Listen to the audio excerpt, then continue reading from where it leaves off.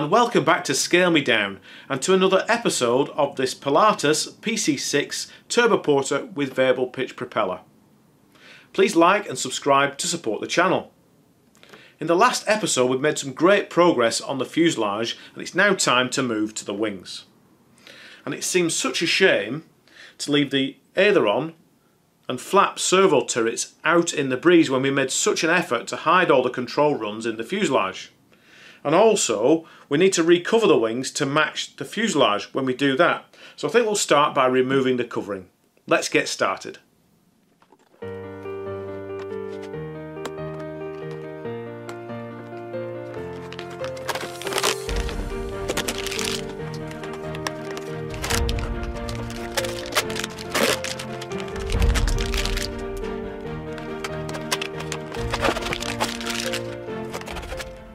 So here we are with the covering removed, and the covering's quite thick and self-adhesive and it leaves a kind of sticky residue, which means that the wings and other components are picking up bits of grit and fluff off my bench.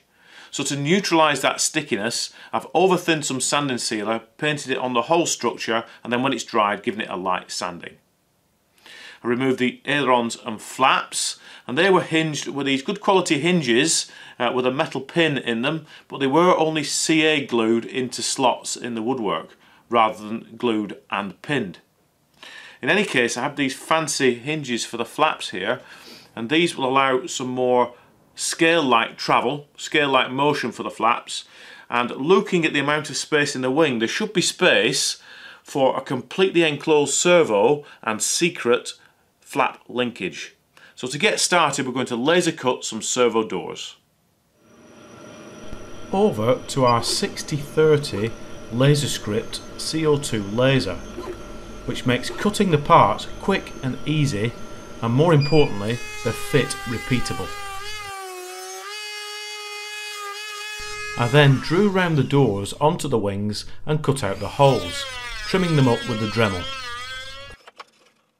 Then this part fits behind inside the wing to form a rebate to fasten the doors to with small screws.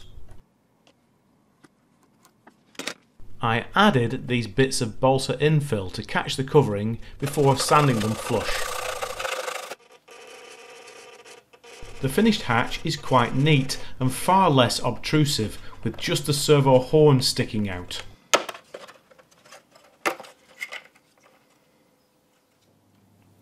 Whoops, I've made a mistake. The aileron servo hatch is absolutely fine, that works fine, and I decided to cut a hatch for the flap servo, but the spar carry-through tube is in the way, so we're going to have to move this servo outboard one rib bay. I drew round the hole from above the wing onto a piece of birch plywood, which I then cut out with the bandsaw.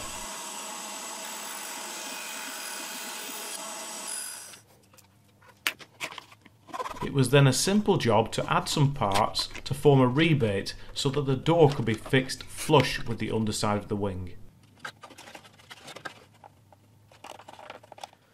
So now the flap servo is in situ and it is screwed to these Beech Harbour blocks which are epoxied in turn to the door.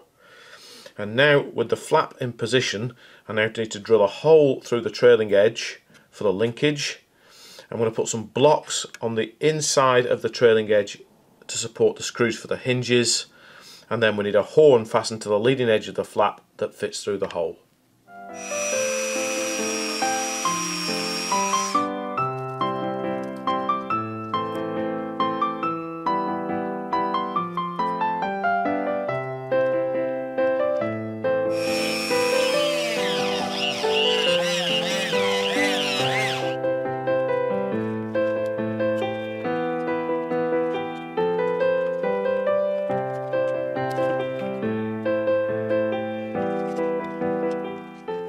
Here we have the completed flap linkage with the clevis passing through the trailing edge.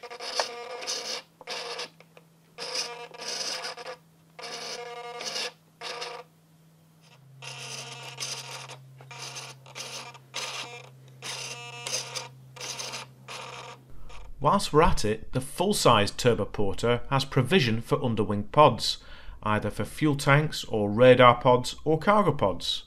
For us, these positions are great for mounting airborne cameras to get great shots looking back at the gliders. So here I'm adding mounts with captive nuts.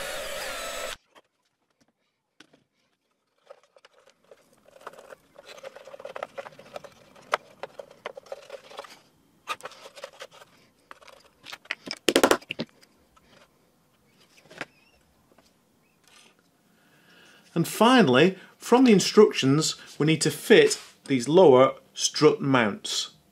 In a previous episode, however, Blitzkrieg FPV noted that these upper landing gear towers should be reinforced, and we did that on the inside in a previous episode. However, I'm also going to take this opportunity to reinforce the lower strut mounts. And to do that, I've made these small bits of plywood with a captive nut on the inside. And then we're going to epoxy that in to the inside of the fuselage, as the sides are only light ply, and also to the bottom of the cabin floor. And then once it's covered, we're going to make a little lozenge with a hole in it to take up the gap there, and that will reinforce them on the outside after the covering too. Let's get some epoxy mixed up.